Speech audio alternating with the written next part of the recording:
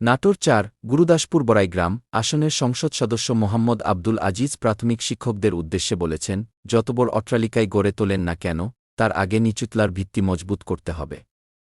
তা না হলে প্রাসাদ ধ্বংস হয়ে যাবে। তদ্রূপ শিক্ষিত জাতি গঠনে প্রাথমিক শিক্ষকরাই শ্রেষ্ঠ কারিগর।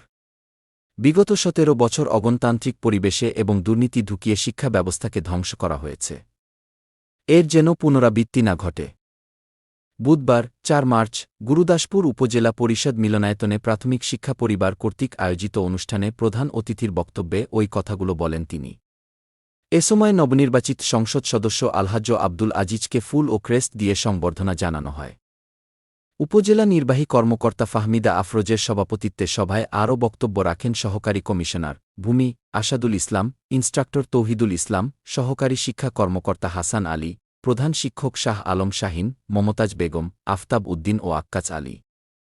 সভা সঞ্চালনা করেন প্রধান শিক্ষক শহীদুল ইসলাম ও আফরোজ সুলতানা লিপি।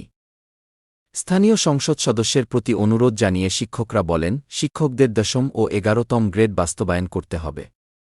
এছাড়া শিক্ষকদের পদোন্নতি, শিক্ষক স্বল্পতা ও নানা সমস্যা দূরীকরণে প্রধান অতিথির প্রতি অনুরোধ জানান তারা।